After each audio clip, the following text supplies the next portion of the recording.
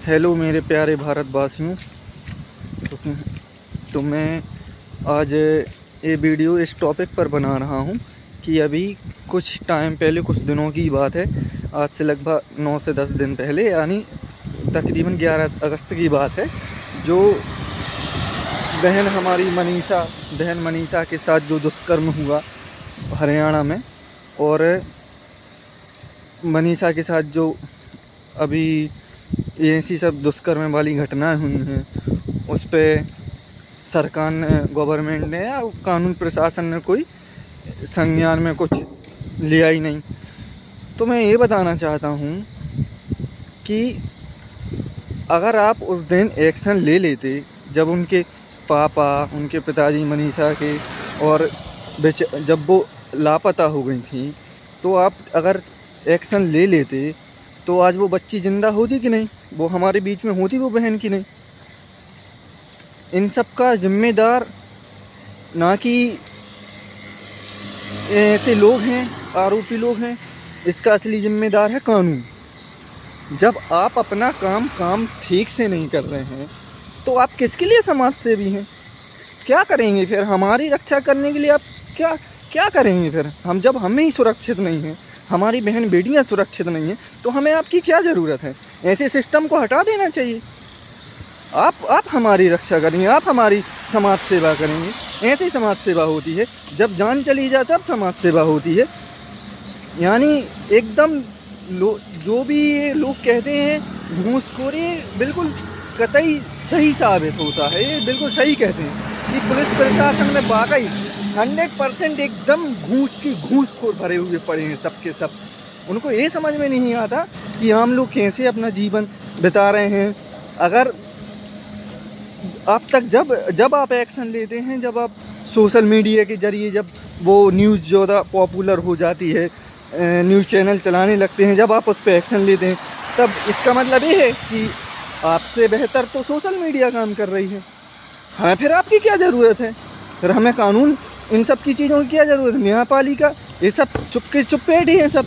इनकी बत्ती जब खुलती है, जब सड़कों पर लोग उतर आते हैं, जब कोई धरना प्रदर्शन कर लेते हैं, तब ये लोग आते हैं। हमारी न्यायपालिका, भारत की कार्यपालिका, और ये महामहिम राष्ट्रपति जी, इनका तो बस ये सब नाम मात्र के, ये सब जो भी बीत रही, सब जनता पे बीत रही है। अगर आप जांच की मांग करवा देते, उस टाइम पे जांच करवा देते, तो क्या ऐसा होता? आप उस टाइम पे, आप जब कोई पॉलिटिक्स की डेथ होती है, या मौत होती है, या मर्डर होता है, और या फिर कोई बॉलीवुड स्टार हो, या क्रिकेटर हो, या ऐसे बड़े बड़े बिजनेसमैन हो, या बड़े बड़े जो उद्योगपति, उन सभी की बात कर रहा हूँ, उनके लिए तो आप बिना सोचे समझे CBI जांच, उनके लिए सब पूरे डिपार्टमेंट के लोग आगे पीछे पड़ जाएंगे। लेकिन जब एक आम आदमी की डेथ होती है तो आप उस पर शंका जताएंगे। जब आम आदमी जब सड़कों पर उतरेगा, जब ब्लॉक जाम करे, जब रास्ता जाम करेगा, जब धरना प्रदर्शन करेगा, जब आप उस मांग को एक्सेप्ट करते हैं। ऐसे ऐसे ऐसे सिस्टम की हमें क्या ज़रूरत है? जो सिस्टम जो पब्लिक के लिए होना चाहिए, वो पब्लिक के लिए ना होकर बस कुछ चंद लोगों के लिए है। आप कुछ ऐसे ठेकेदारों को बड़ी बड़ी सिक्योरिटी दे के रखी हैं आपने, जिनका वो बेफालतू का वो उठा रहे हैं, पूरे भारत देश में असामाजिकता फैला रहे हैं, एक दूसरे के धर्म के प्रति भड़का रहे हैं। आपने उनको तो बिल्कुल ऐसे Z+ सिक्योरिटी दे के रखी है, जैसे वो देश को बड़ा महान बना रहे हों, ऐसा कोई काम कर रहे हों, देश को विश्व गुरु बनाने का काम कर रहे हों। धर्मों के नाम पे वो बांट रहे हैं, जातियों के नाम पर वो बांट रहे हैं। ऐसे लोगों को आपने बिल्कुल ऐसे लोगों पे तो न्यायपालिका ने, कार्यपालिका ने और इन पूरे सिस्टम ने बड़ा ध्यान रखा है इन लोगों का। तो अगर ऐसा ये आज से कुछ सालों पहले एक मूवी आई थी, जो इसमें अमिताभ बच्चन है, उन्होंने वो अंधा कानून मूवी, कतई ना कतई ये बात सही है। वो मूवी कहीं ना कहीं एक सही सच्चाई दिखाती है, हमें दर्शाती है कि ये है सिस्टम ऐसा। अंधा गरीबों मजदूरों और जो अपने आप में लाचार हैं, उनके लिए अंधा ही कानून है। ये बात सही है। जब तक वो रोड पे नहीं उतरेंगे, जब तक वो रास्ता जाम नहीं करेंगे, जब तक वो घर से निकलेंगे नहीं, तब तक तो इन तक तो ये बात पहुंचती नहीं है कि ये सही कह रहे हैं या गलत, कि भाई ऐसा है। तो ऐसा तो नहीं कि झूठी खबर फैला रहे हैं, ऐसा लगता है उनके लिए। तो जब तक वो रोड पे नहीं उतरेंगे, जब तक वो रास्ता जाम नहीं करेंगे। यार अगर ऐसा है तो हमें नहीं है आप जैसे घूसखोरों की ज़रूरत, हमें नहीं चाहिए आप जैसे समाज सेवियों की ज़रूरत। आपसे ज़्यादा ईमानदारी से काम तो वो हमारे जो बॉर्डर पे वो सैनिक हैं, वो दिन रात पसीने में और धूप में, कड़ी धूप में, बारिश में, कैसे भी मौसम में वो हमारे देश का कम से कम एक सही तरीके से तो ईमानदारी से तो काम कर रहे हैं। हमें तो तुमसे कुछ उम्मीद ही नहीं रखनी चाहिए फिर, जब हम वो तो देश के बाहर इतने सारे काफ़ी मुल्कों से हमारे लिए सुरक्षित करके रखे हैं, और आप तो हमारे देश के अंदर ही नहीं, हमें बिल्कुल हम असुरक्षित महसूस कर रहे हैं। ऐसे सिस्टम के प्रति मैं राहुल जयकर, मैं एक भारतीय सच्चा नागरिक हूँ, और I am proud of the India. मुझे भारतीय होने पर गर्व है, और मैं ना किसी जाति, ना मैं किसी धर्म, ना मैं किसी समुदाय को प्राथमिकता देता हूँ। मेरे लिए मेरी प्राथमिकता मेरा भारत देश है, और भारत देश में सब बराबर हैं, सब समान हैं। और ऐसा कतई नहीं मैं ऐसे सिस्टम को एक्सेप्ट करूँगा जो ऐसी सोच रखने वाले हैं। ऐसे दुराचार लोगों की हमें कोई ज़रूरत नहीं है। अब सस्पेंड करने से क्या क्या हमारी वो बहन वापस आ जाएगी क्या? आप यकीन मानिए, सिस्टम के खिलाफ अगर सिस्टम ऐसा चलता रहा तो हम जैसे आम लोगों के अंदर बहुत गुस्सा भरा है। वो तो हम इसलिए हैं कि हम भारतीय संविधान को मानते हैं और उनके कानून को पालन करते हैं। इसलिए आप इसका नाजायज़ फ़ायदा मत उठाइए। जो सिस्टम है, कुछ ही चंद ऐसे लोग हैं जिसने पूरे सिस्टमों को ख़राब करके रखा है। एक ऐसी दीमक लगा के रखी है जो अंदर से खोखला कर रही है पूरे देश को, पूरे राष्ट्र को। अरे जब नहीं हो रहा है तुमसे काम, नहीं हो रहा है तो क्यों बैठे हो उधर? निकल जाओ उधर से, दे दो इस्तीफा। देश चलाएंगे देश। अरे तुम जैसे लोग देश चलाएंगे,